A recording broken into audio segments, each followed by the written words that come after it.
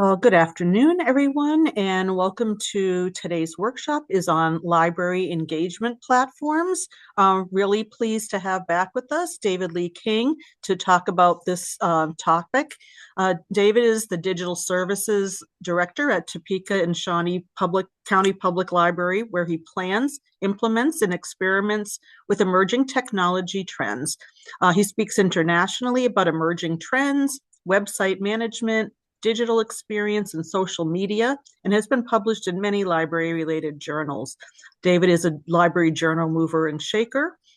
His newest book is Face to Face, using Facebook, Twitter, and other social media tools to create great customer connection.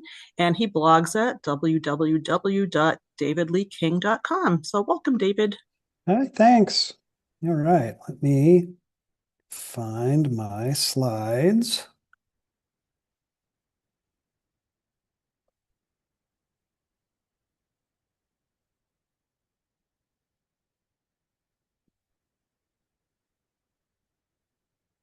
All right. Okay, so we'll get into it.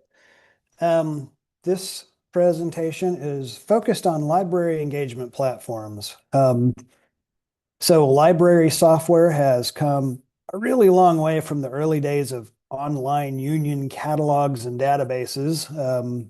I started out experiencing some of those things.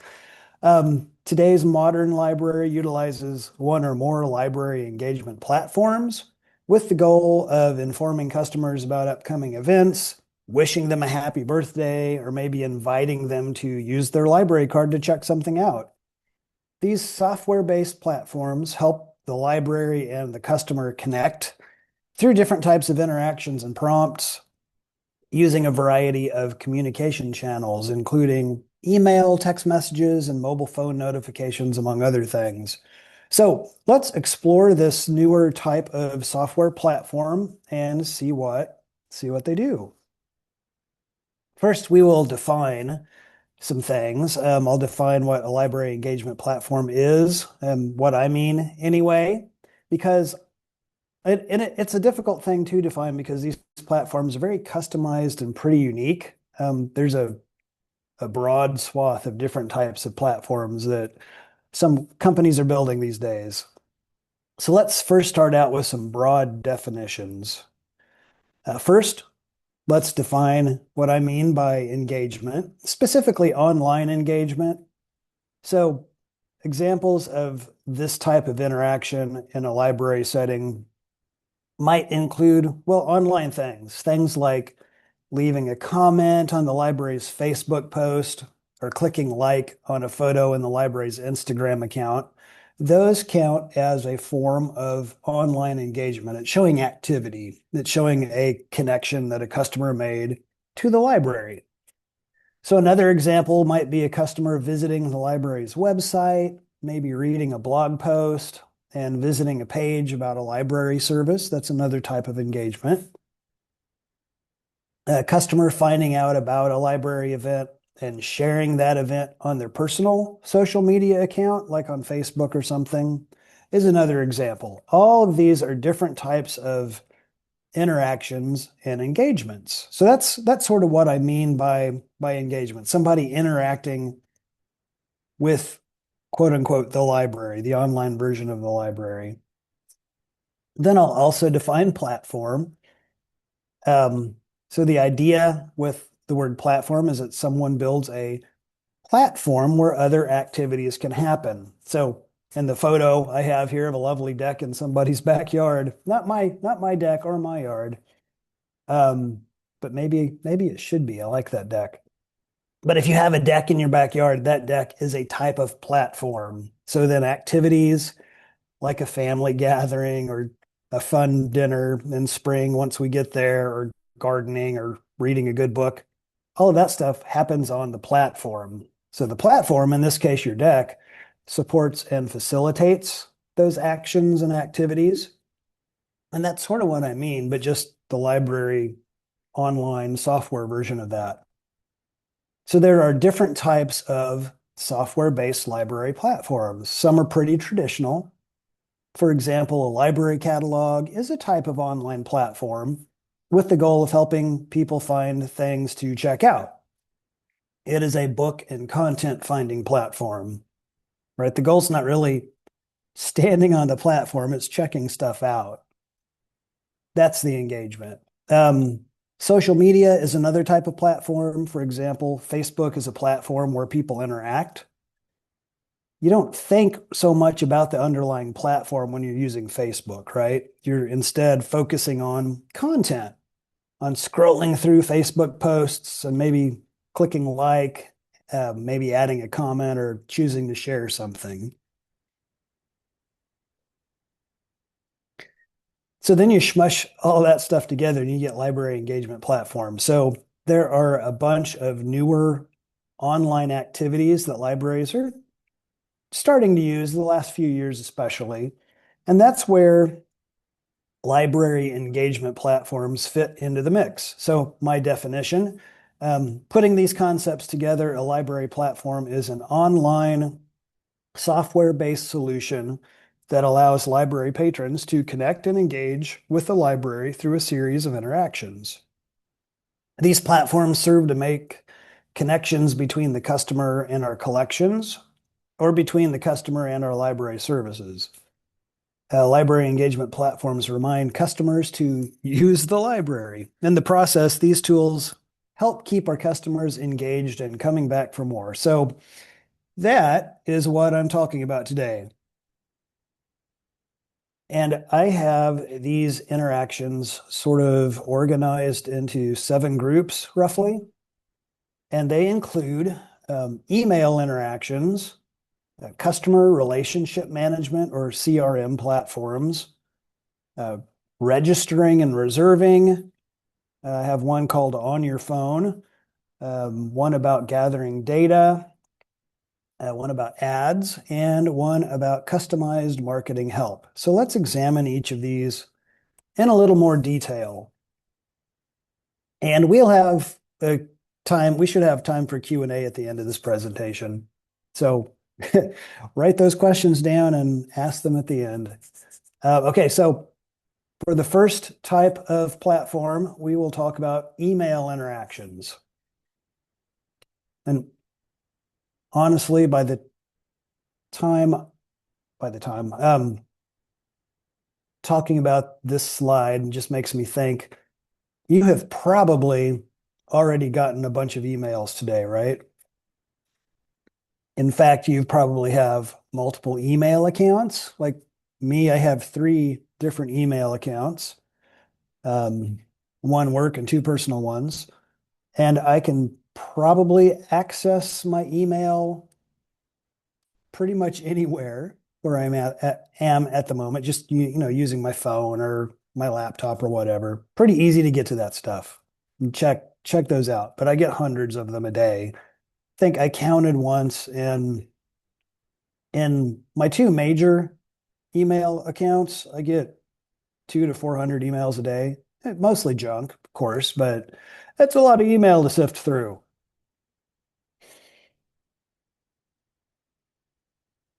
And a lot of what we're doing these days as an organization would be direct email marketing, direct marketing.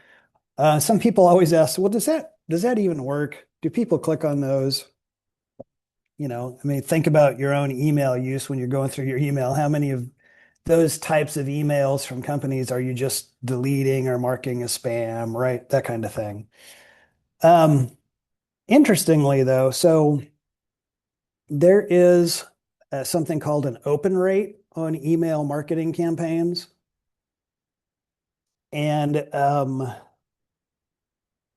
we do pretty good sometimes as libraries. So you would think people would generally hit delete or unsubscribe and be done with those emails, but that's not necessarily the case. So this was according to an organization called Campaign Monitor. The average open rate, the percentage of the total number of people who opened an email from an email marketing campaign, is at 18%. And then that percentage goes up for industries more closely related to things like libraries. So educational email blasts have an open rate of 24, a little over 24%. Government and politics open rates are around 26 to 27%. Nonprofits is 25%. That's pretty good, really. That's sort of a good average open rate. If you get something above 20%, you would say yay to that. Um, there are different types of marketing emails that libraries tend to do. Some of them, let's see. Yeah, so libraries tend to send these types of um, email blasts out. So maybe a welcome to the library email. If somebody has just signed up for a library card, we can send a welcome email and provide some next steps, suggestions on how to use a new library card. Some of our library catalog systems are even set up to do that. Card renewal time, if your library's library cards expire after so many years, you can send out renewal reminders. That's a type of library marketing kind of thing. Renewal notices, those reminders to recheck something out or take a book back so it's not overdue. New book notifications. Some catalogs will send notifications, either generalized, so like a generalized list of new books the library just bought, or they can also be genre or subject or author specific based on what a customer has checked out in the past. Oh, David, you like fantasy novels. We just added a new one to our collection. Here's the link to check it out. That would be something I probably would do. Promotional emails. This could be things like, well, like my library, we have an e-newsletter that goes out every week or so, and they are based on our library's blog posts. So we will pick some of our things we've been thinking and writing about lately, put those in an email newsletter and send that out to customers. So it might be like a popular author coming to our library to give an author talk. We will include a link to that story in our e-newsletter. And so we send out reminders for that kind of thing. Generally, we'll have a link to sign up for the event, that kind of thing. Reminders to use a library card. This is an interesting one. So if customers haven't used their library card in 6 months or a year, you can send out targeted emails to encourage those people to check something out, to use their library card. Maybe give them some ideas on what they might want to do with it. Birthdays, some ILS companies and some email marketing type of platforms will send out, will say happy birthday basically to their customers using email again. That's pretty cool. It's just set up to automatically trigger that based on the customer's birthday. So these are just some ideas of things libraries are doing right now. So use these as a springboard for your own creativity with email messaging. There are many ways to use this type of targeted email. So I mentioned this already, but e-newsletters. This is a type of email that can be sent on a regular basis. You've probably seen e-newsletters that have replaced a print newsletter that you have received in the past. That's exactly what my library's e-news is. We used to do this bi-monthly print magazine that had a list of all our events and then some articles and other types of things. It took a really long time to make it. We sent it out to everybody in our county. My opinion, not a great use of our time or money, but we did it for a long time and we don't anymore. I think right before the pandemic happened, we stopped and we haven't looked back. E-newsletters are working for us. So other things you might include in a library e-newsletter might be things like this. So a recent e-newsletter of ours included this type of content. So a link to our summer reading websites. This is back in the summer. A link to one of our blog posts from a staff member recommending music to check out. Another link to a blog post that focused on fantasy novels, which I mentioned. An invite to a jazz concert at the library. We have music events here, I think generally on Sundays. So this would have been a Sunday concert series that we do. A blog post about fun mystery novels to read, that kind of stuff. So that might seem like a lot of information to pack into one email, but those links get clicked and our articles get read. You can tell I look at statistics for our website every month and put them in our library board packet. And usually I will do like the top 10 web pages on our website that gets visited. And often in that top 10, with like the catalog and our jobs page and our event page will be a few blog posts. And those generally are the ones that have been featured in our e-newsletter. So they're getting clicked on, which is pretty cool, I think. Tools or companies to look at that do this kind of thing, especially with e-newsletters. So Orange Boy, my library uses Orange Boy. We use their marketing product for e-news. We also use their incident reporting tool, which helps keep the library safe. SpringShare's LibConnect Pro is another library one that does like e-news, that kind of thing. MailChimp and Constant Contact are similar e-newsletter products that you might have heard about before. My library, we still use MailChimp for some things as well. There are quite a few more. Those are sort of the most popular ones, I would say.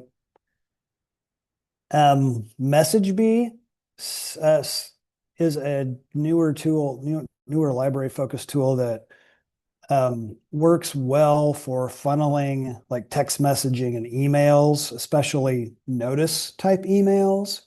We're moving to that sometime this year to help us with text messaging like notifications and stuff like that from our catalog. So just some ideas on companies to look at a little more. Okay, so that was number one. Second focus is customer relationship management, often shortened to CRM.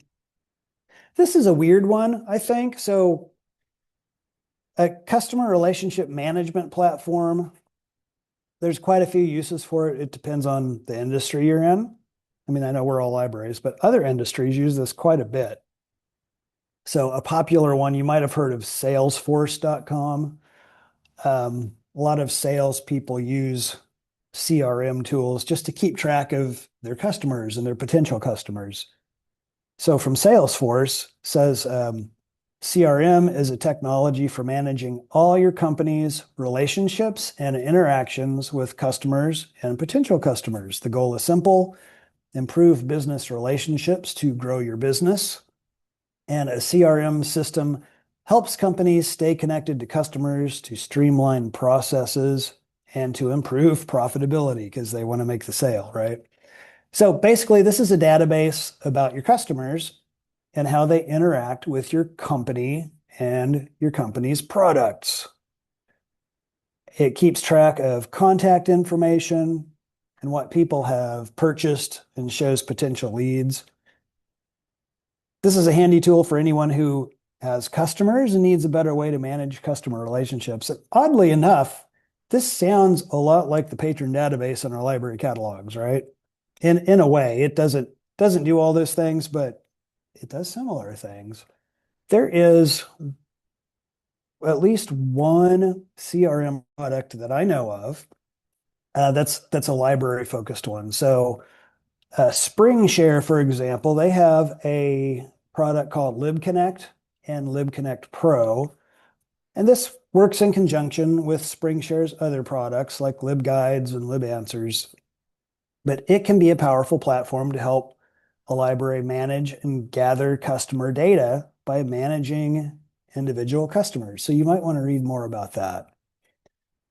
Pretty cool tool. Vega from Innovative Interfaces and innovative interfaces. And OCLC's WISE product, sort of library catalog overlay products, sort of like BiblioCommons. It sits on top of your library catalog. Well, OCLC WISE is its own complete web-based catalog. They are both also adding a type of CRM functionality into their ILS system. Like I said, our patron database is sort of kind of that already. So they're just adding those other features. And to me, this makes a lot of sense since these systems already keep track of patron data and patron contact information. So they're going a little further by adding personalized email marketing, that stuff we just talked about. They're including that in their platform and connecting it with their CRM platform, basically. So, and then the plan is that the patron information will eventually be able to be used to send automated communications out to customers, like those happy birthday things, or, hey, you checked out these 5 books from this author. He's got a new one, that kind of stuff. So Vega, OCLC WISE, SpringShares, LibConnect, all CRM platforms, and you might want to go to their websites and read a little bit more about them to see if it works for your library. Okay, number 3, registering and reserving. And I'm saying it that way because there's lots of different things you can register and reserve, right? So we're all pretty familiar with the ability to register for and make reservations online. If you've ever ridden in an Uber or a Lyft or a taxi with an app, you're reserving something, right? Or if you've used what is that? OpenTable, I think it's called, to get a table at a restaurant, to reserve a table. Same kind of thing. So it's a way to register. My guess is you might even have registered for this particular event from me talking in an online way. So that's another example of that. Some of you might still be reserving your space at the grocery store for curbside pickup. Still a really easy way to get groceries, pretty hassle-free. So we use online tools to register and reserve a lot of things, right? Spaces, places, things, and time. Our customers are pretty used to that at this point, and they expect an online option from their library as well when they have to do something like that. Thankfully, with library engagement platforms, there are quite a few different ways to provide online registration and reservation in our library. So let's explore some of those options. Well, there's the event calendar. And just sort of,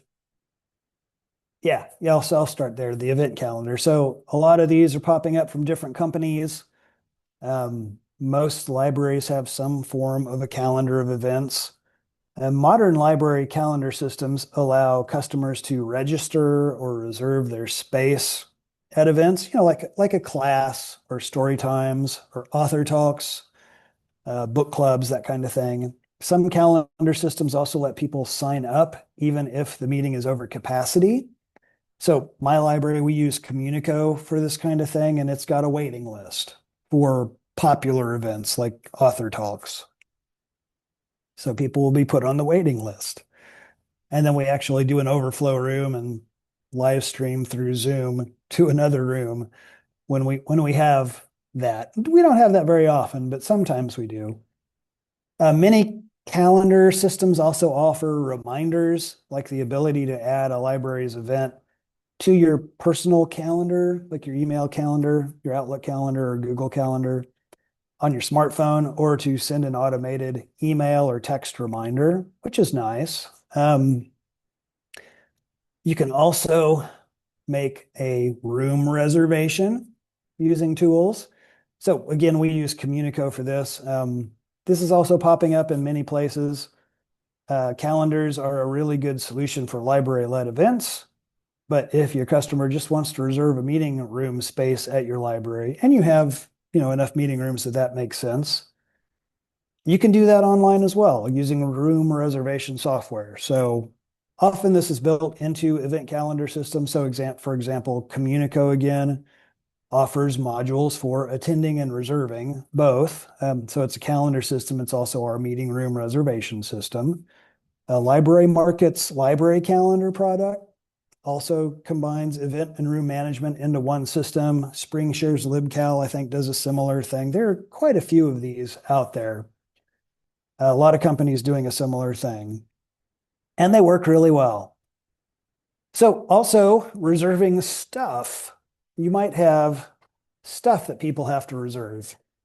So some library engagement platforms include a way to reserve some more non-traditional items, things like tools, musical instruments. I know some libraries have like a ukulele collection, for example, technology products or Wi-Fi hotspots. These items you don't necessarily want to put in your ILS system or your library catalog, though some libraries do. For example,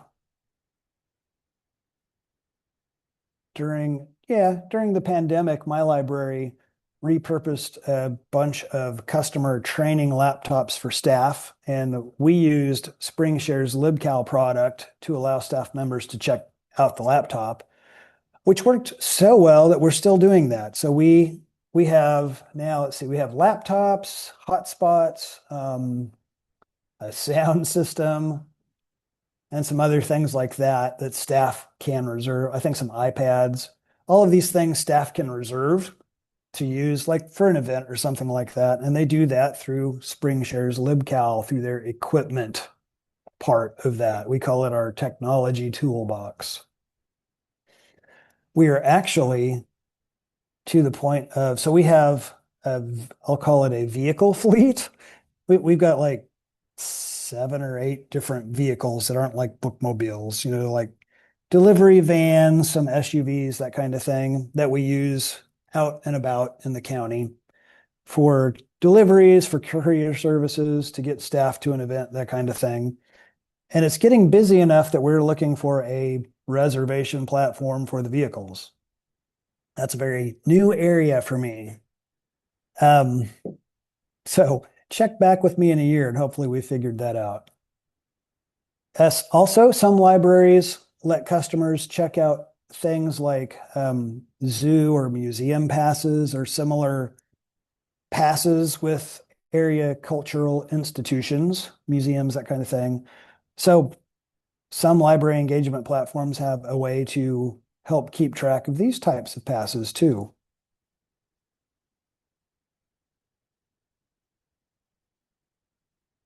There we go. Also, appointments with people. So there are many reasons somebody might need to set up an appointment with a librarian or staff member. Again, this is a type of reservation, but you're just reserving people. Thankfully, library engagement platforms are here to help with that too. I believe we are also using SpringShare's LibCal for this, but we have different types of appointments that you can set up through our website.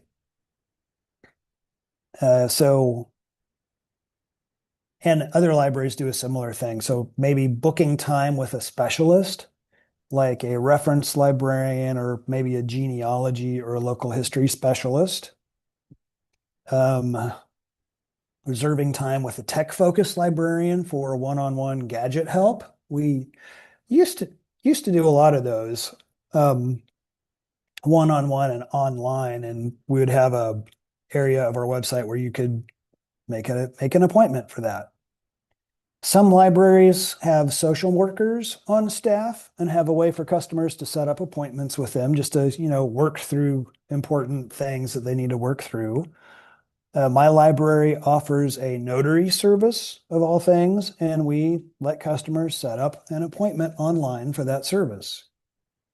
That's actually the example I have in this slide of what that looks like. We also have an online reservation tool where area organizations can book staff to give talks about the library. I have given a talk about AI at a local organization in town before, and they did that through this book a speaker service that we have. Curbside pickup. We still do this, though not exactly in this building anymore. But we're still doing curbside pickup. It's still working for some of our customers. And there are a few different engagement platforms that have this service built into their products, which has been a lifesaver for quite a few libraries and for our communities. We were doing that for a while. I think, trying to remember, I think with a SpringShare product. Now we've simplified it. We just have a sign because it's slowed down some, but people are still using it. So we just have signs outside that have a phone number to our search desk, and they go and get the hold and bring it out to our customers. That streamlined process is now working well for us. But when it was a little busier, there was a tool for specifically for that, and it worked well. All right, number 4. So things on your phone. If you're like me, you probably use your phones to read, to make calls, to answer emails, to check your calendar, to play games, and to listen to music. Hopefully also to interact with your library, right? So today's modern library can also be on your phone. So let's explore some mobile apps, some social media management, and a few voice activated services, I think. Okay, mobile apps. Mobile apps are a type of library engagement platform. It's an app on your phone, right? It keeps customers interacting with and focused on the library when they're out of the building. That sounds very much like library engagement to me, right? So there are quite a few mobile apps for libraries that are out there now, um, including a mobile app version of your library website. A good website app should make it easy for customers to find information on your website, to search the catalog, maybe to find an event, maybe to pull up information on services, maybe even read blog posts. Customers like to access the website from their phones. My library's website currently has, well, my library, I guess, currently has the mobile app product from Communico. And we have approximately 9,000 downloads of the app right now. I think when last I checked, late last year, from sort of both the Apple and Google app stores. So we have our website app on 9,000 customer phones. It doesn't tell me how much usage I get. It just says it's been downloaded this many times. That's mostly in Topeka. It's mostly the app stores that people are using. So if you want customers to use your library app, you need to promote it often. And you probably also need to make sure it's easy to use, meets your customers' needs, is up to date, that kind of thing. That can be hard to do sometimes. Okay, other mobile apps. You probably at this point also have quite a few other library related apps that your customers might enjoy, right? So like Overdrive's Libby, Hoopla, Flipster, Mango Languages, etc. All of these apps or databases, library databases are popular because they offer content your customers want and it's in your pocket, right? Like Libby. If people like to read, that's an easy way to get their next book fix. Also, apps are sometimes the only way to access certain content. Certainly if you want to read an ebook, you need the ebook mobile app. And I have to say, at my library, like I tend to like fantasy series, right? So there's 3 or 4 or 5 books in the series. We might have, well, like I just worked through the Percy Jackson series, if you're familiar with that. We have some of those books in physical form. We have some of them on Libby. We have some of them on Hoopla. And I think we might have even had 1 or 2 in like our large print collection. So if we have one of those, we aren't necessarily going to buy multiple in every section. So I tried all the things as I was working my way through these books. So point here is that you want to make sure everybody knows about all the mobile apps that you have. Easy way to do that, like in my example in the screen here in the slide, build an apps page for your library's website. So here's where all our mobile apps live, and then point to the Apple and the Google App Stores, have a short description of what the app is, show the icon. So when they're thumbing through the App Store, they can say, oh, yeah, that's the one I want. Easy thing to do. Another type of library engagement platform, like I mentioned way at the beginning of this presentation, is social media.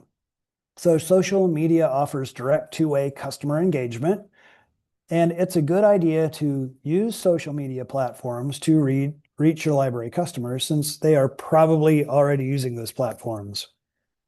Um, so at this point, I would say as a library, you should definitely be on Facebook, Instagram, and YouTube.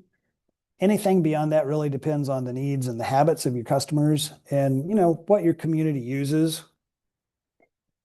So you don't necessarily have to be on TikTok, but if a lot of your community is there, then that's a thing to maybe start thinking about and planning for. All right, for example, if you want to connect with area professionals and the C-suite workers in town, should probably be on LinkedIn because that's where they're going to be. If you want to connect with techie types, with local journalists, with marketing professionals, and with local government or state government even, think about using X or Twitter. That's probably where they're going to be. If you want to connect with a more visual crowd, you can do that on Instagram. If you want to connect with teens and 20 to 30 somethings and older, that's when you should maybe think about TikTok. So whatever you choose, social media platforms all work pretty much the same way for a library. For each platform, simply share what you do, right? Share your content, ask and answer questions, be helpful. Depending on the platform, be a bit goofy or playful at times. And you will pretty quickly gain local followers and start making connections in those digital spaces. And a very simple thing to do that works really well for us. This is something we post just in our Facebook account, the library's Facebook page. We often post just a really simple question that says, it just asks this, what are you reading? That's all we post, no image connected with it or anything. And those posts are generally extremely successful for us. People reading those posts tend to offer comments by the hundreds by adding the books they're currently reading. It's a really fun way to engage with a library, and it's right on brand, I guess I would say, right? It's all about books and what you're reading and sharing that.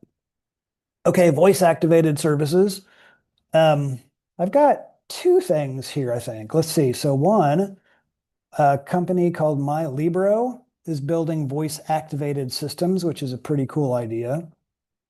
So your phone has a microphone and probably includes a personal assistant like Apple or Apple Siri or Google Assistant, for example.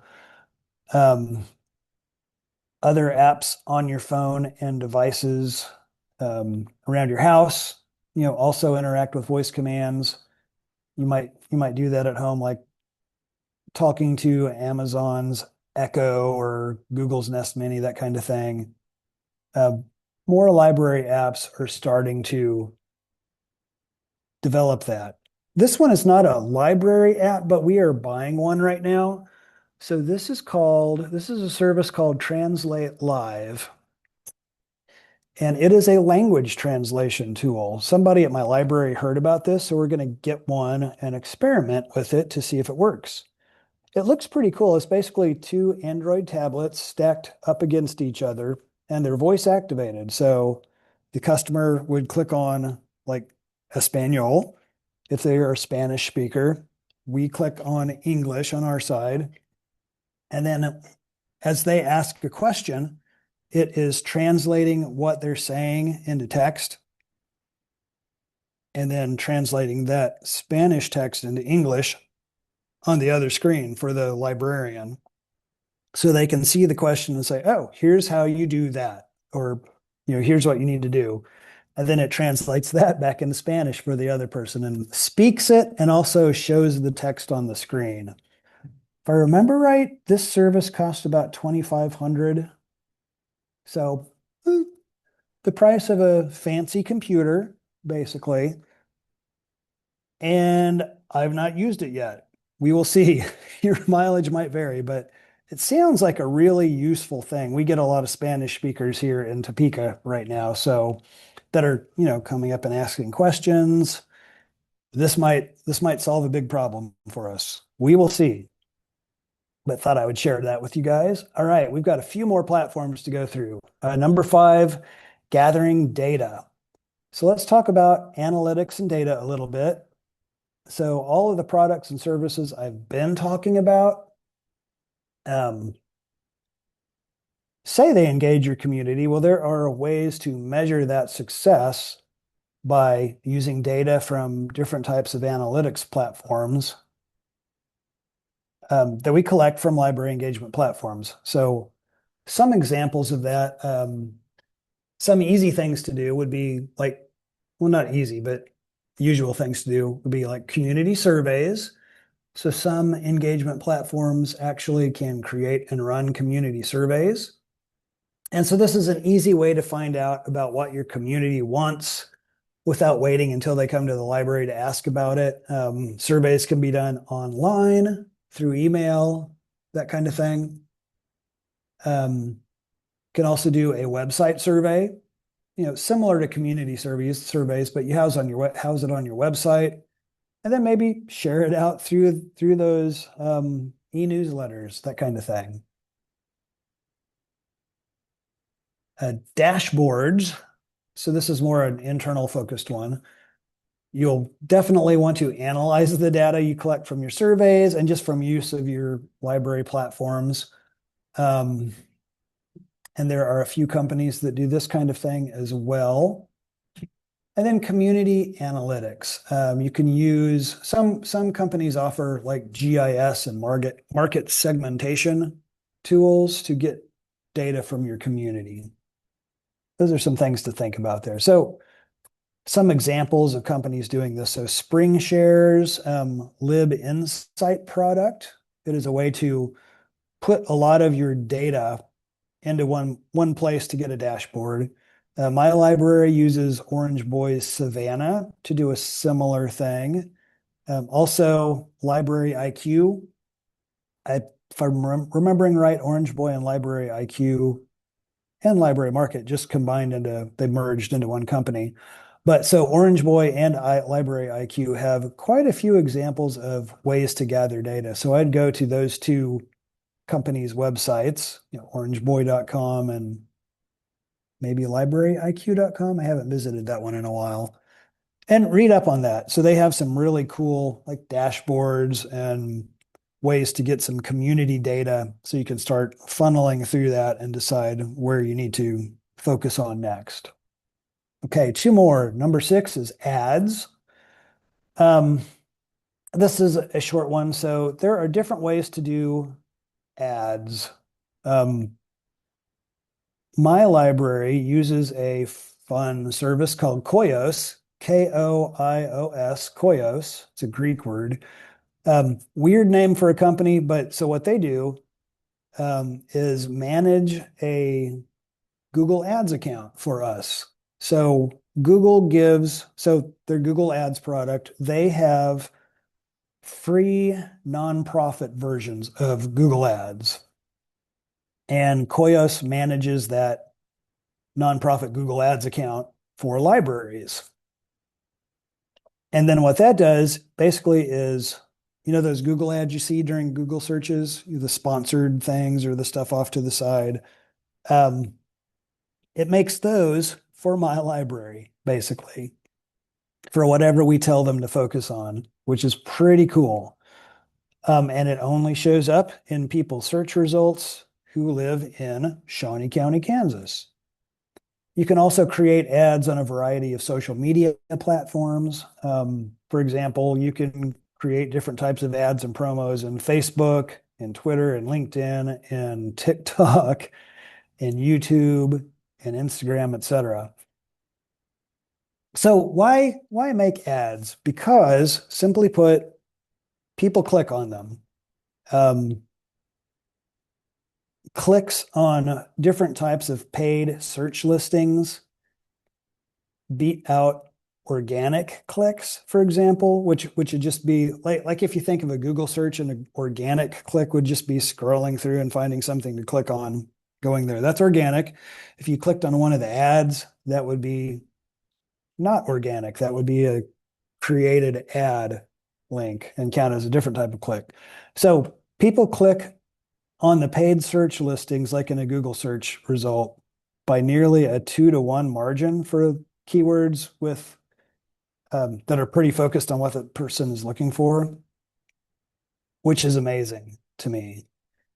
Another way to say that, 64% of people click on Google ads when they're looking to buy an item online and they find the right one, because usually those paid listings come up first. They click on those. That's what they wanted. So it works the same way for libraries. Go figure. If your library creates an ad to share, and I'm saying ad, it's really more of a promo of your stuff, that kind of thing. Same concept, using the same tool, but for good and not evil. So if you create something like that to share a service or a resource with your community, it will probably get clicked. Google's ad grants, nonprofit ad grants platform, they give us $10,000 of ad spend every month. I think that's what they call it. Because those ads, every time somebody clicks on something, it costs money. So we get basically a $10,000 bucket of ads every month. And we usually use that up, which means people are clicking those ads and then going to our website. People in Topeka and Shawnee County, which is cool. They're getting to our website through any means possible for a pretty small amount of money, because the ad grant is free, and then Koios manages it, and we pay them a fee every year, but we get a lot for that. Okay, one more, customized marketing help. So far we've looked at a range of different library engagement platforms. And some of the companies that build library engagement platforms, they also offer some pretty customized marketing services, or offer some strategic planning services that can be tailored to each library.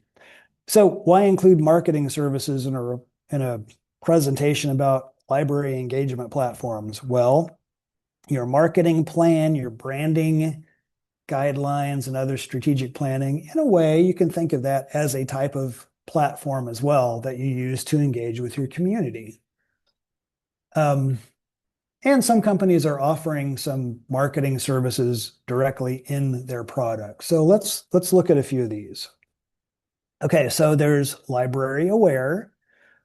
They offer customized marketing services that include promotion campaign guides, which is pretty cool. These guides basically provide a step-by-step path to follow when implementing a promotional campaign. Library Aware also offers professionally designed templates for things like brochures or bookmarks. So you don't have to design it. You just have to enter the information, the relevant information about like the bookmark, whatever you want in there, but they've already made it pretty, so to speak. So Library Aware is great for libraries that have a small marketing department or no marketing department. Many libraries share some marketing and promotion duties just among staff members, like you're at the reference desk, make a bookmark. So instead of spending that time, making flyers, posters, and bookmarks for a program or a resource, with Library Aware, you can use a pre-designed promotion kit, and you're on your way to having a promotion campaign for your library. I think that's a really, really handy way to go if you're strapped for marketing staff. I mentioned Koios already. They manage that Google Ad Grants program. Great way to create ads for your library. Oh, and this is just showing some monthly stats from my library. So this was, I think, in January. We got out of our $10,000 of ad grant money. Well, we spent just a hair over that. I didn't actually think they let us do that, but they did. And we got almost 21,000 impressions of those ads. So people who saw the ads, a little over 2,400 clicks on the ads, got a 12% click-through rate, which is really good. Little over 1,500 conversions, which means they actually visited something on our website and stayed there for a while. Pretty cool. And then those circles you see, they are highlighting some of the different pages and things that we're focusing on with the ads. A lot of that is our library catalog and videos on our YouTube channel. And then some of them point to, specific pages on our website as well. I'm guessing right now we have one that we've got a tax page since it's tax season, right? People will be clicking on that. So that's sort of what Koios does for you. Library Market, they have a few different library engagement platforms that I've already mentioned, but one they have fits really well into this. It's called Library Brand. It's a service that offers professional branding and marketing services tailored specifically to public libraries. And basically, they help build the visual aspect of your library's brand by providing a logo package with logos designed in a variety of formats. So, like different size logos for websites or social media platforms or print pieces, that kind of thing. They can also create an editorial style guide for your library, which is pretty cool, which helps with a consistent look and voice for using your quote unquote library brand when you're writing marketing pieces, that kind of thing. And so they will also assess what you're currently doing with your marketing efforts, and then they'll use that assessment as a stepping stone to create a hopefully better marketing strategy for your library. So that's something to look at if you have like a marketing team and you want to step up your game somewhat. That's where they might be able to help with that. So again, something to think about. Orangeboy also does some of this. My library has used them for some really specific things. So they do some custom marketing and promotion consulting work, and can help you with things like strategic planning, marketing, and branding initiatives. We use them for doing a series of short-term marketing efforts to see if we could impact really specific groups of people in our community. So we actually formed a few small teams and each focused on a sort of a demographic section of our community. Like I was on what we called our Modern Family team. And then Orangeboy helped us work through that by, focusing like my team, the Modern Family team, we focused on young, busy families in a specific zip code in Topeka. And that helped provide us a small but measurable target group for a project. And then basically, I think we ended up sending them some like postcards and things with like a QR code or a link on it. And then if they visited that, we were able to tally it and see if our marketing campaign was working, and ours did. So our statistics showed that out of almost 1,400 households that we targeted, a little over 1,200 used their library card after getting our messaging. So pretty successful. And that's the type of thing that Orangeboy helped us with. So that's what they do. They probably do other stuff. You'd need to chat with them to find out more. Okay, so that was a whole lot to cover, a lot of really different types of tools. Well, like I said, it's a pretty broad area. It's all the stuff that's not your website and your catalog and your databases, basically. So what's the end goal with these platforms? Something that I call touch points and next steps. Okay, so touch points. So this is a marketing and customer experience term. So basically, touch points are your brand or your company's points of customer contact from start to finish. So libraries have a lot of touch points. Many of them are built in and pretty traditional. So for example, when a customer visits a reference desk with a question, that would be considered a touch point. It's a touch point between the customer and the library. When a customer checks out a book at the circ desk or at the self-check kiosk, that interaction and experience is a touch point. When your customer enters the building, that's another touch point, etc. Now, when they visit a Facebook post and click like, that's a touch point too. And all of these library engagement platforms that we have been discussing have different types of built-in touch points. And basically, you want to make those touch points better. And you also want to provide a customer with a next step or a call to action. So each of these platforms might prompt you to do something, right? Like a newsletter article in an e-newsletter. Basically, the goal there, the prompt or the next step is to click the link to read the article. Or it might be to check out a book or video, might be to interact by leaving a comment. Maybe, our author talk reservation form would be in order to sign up and attend the event. Those are next steps. And so the goal is to get people to click and to interact, to fill out the form, that kind of thing. It's called a next step. So basically, everything you do as a library should have next steps. All the stuff we just talked about, even the simple things like entering the building, there's a reason for that, right? That's a next step. And you have to help people figure out what to do next. And in my online world, that means things like click, sign up, reserve, check out. More people respond when you prompt them to do something. And that's the goal. Our customers want to engage and interact with us. That's why they have library cards. That's why they come into our building, right? They like what we do. They like libraries. We just need to make it easy for them to connect and engage. So what are you going to do to meet your customers' need for connections? Hopefully, library engagement platforms can help engage customers in ways beyond the circ desk. So I'd say start exploring some of these different opportunities, some of these different platforms, and see if they work for your library.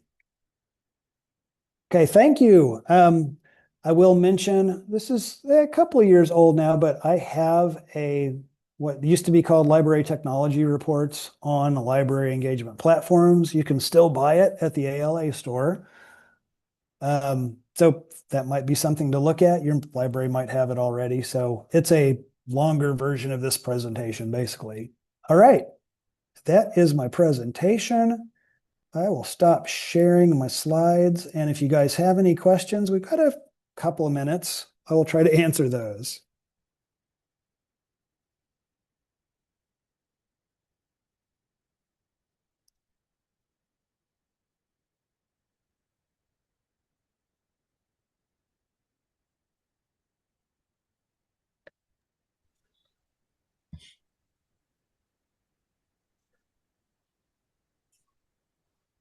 Feel free to put questions into chat, or if it's easier to just unmute and ask the question, you can do that too.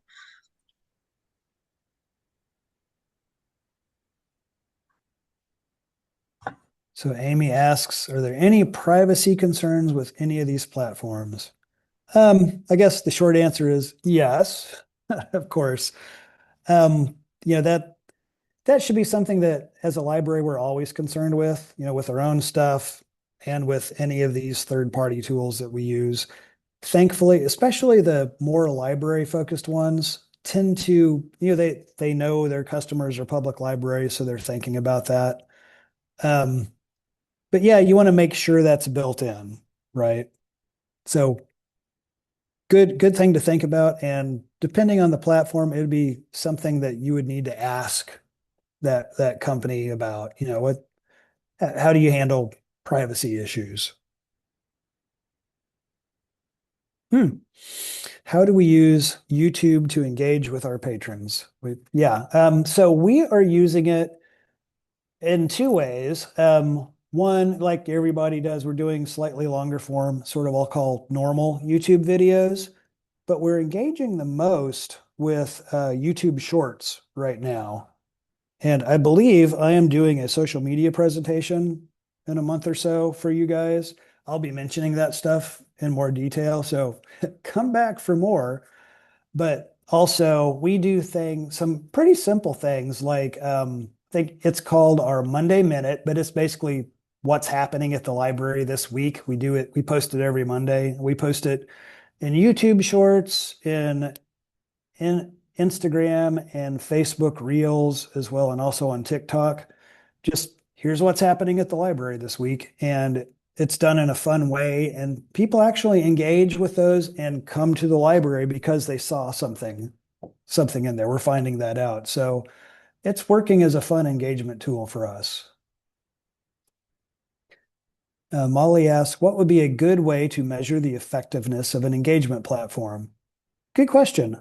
So it depends on which engagement platform it is, but this is all pretty simple stuff. So like if it is a reservation system or like a meeting room reservation system, are your meeting rooms getting booked like so much that you would really wish you could expand and have more meeting rooms?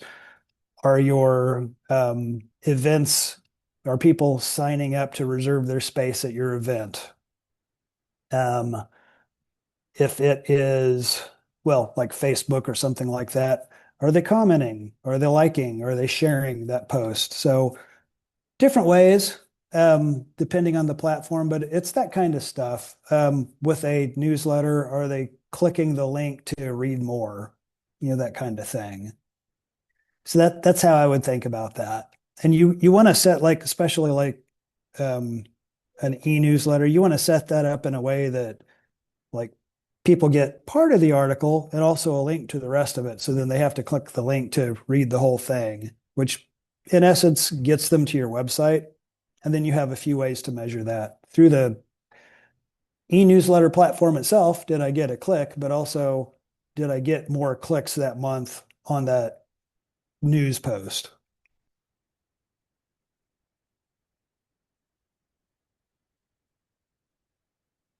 Good questions, guys.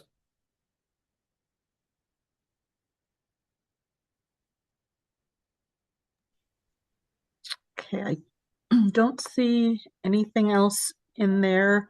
Thank you very much, David. Appreciate all this and learning a lot of new things. Yeah. Um, and I did put in the chat too. Yeah, March 27th. You'll be doing the social media update for us, which is great.